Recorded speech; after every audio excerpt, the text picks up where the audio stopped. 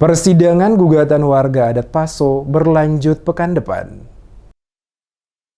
Proses persidangan gugatan dari sejumlah warga yang mengatasnamakan anak adat negeri Paso kepada pemerintah Kota Ambon, dalam hal ini wali kota, pejabat pemerintahan negeri Paso serta saniri negeri Paso yang masuk pada persidangan ke-10 di Pengadilan Negeri Ambon masih akan kembali dilanjutkan pekan depan dengan agenda mendengarkan keterangan para tergugat. Milano Maitimu, salah satu warga Paso sebagai penggugat, usai mengikuti persidangan yang berlangsung pada hari Senin di Pengadilan Negeri Ambon kepada tim Demes Media Group menjelaskan, hingga memasuki persidangan ke-10 di Pengadilan Negeri Ambon, namun belum menemukan titik temu. Hal ini dikarenakan ketidakhadiran para tergugat beberapa kali tidak menghadiri persidangan. Sementara disinggung soal materi tuntutan yang diajukan oleh mereka selaku penggugat, kata Maitimu, ada 3 tuntutan yang diajukan pihaknya, yakni pertama, untuk wali kota Ambon, diminta untuk dapat mengeluarkan semacam aturan atau perwali untuk dijadikan acuan masyarakat dalam menilai kinerja pemerintah negeri dan desa masing-masing. Yang kedua, menuntut pejabat pemerintah negeri Paso mempertanggungjawabkan pengelolaan keuangan negeri, baik itu bersumber dari DD atau ADD, dan pendapatan asli desa yang selama ini tertutup, untuk dibuka pelaporannya, sehingga masyarakat juga dapat mengetahui sejauh mana anggaran yang digunakan.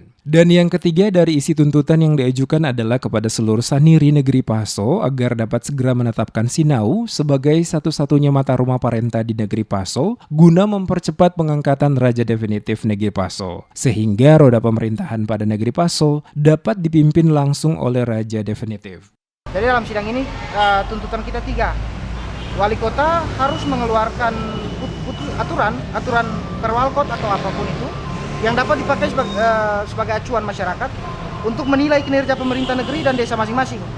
Karena jika tidak ada ketentuan aturan yang berlaku saat ini kan melalui camat atau internal, dikembalikan pada internal pemerintah negeri dan desa. Dan pada titik ini ruang kolusi antar mereka. Kemudian terhadap pejabat negeri Paso itu kita tuntut supaya pertanggungjawabkan keuangan. Semua keuangan yang selama ini terkesan tertutup dipertanggungjawabkan. Baik yang bersumber dari dana desa maupun ADD maupun pendapatan asli desa. Itu sementara untuk saniri negeri Paso itu kita tuntutannya itu segera penetapan Simau sebagai satu-satunya mata rumah perintah.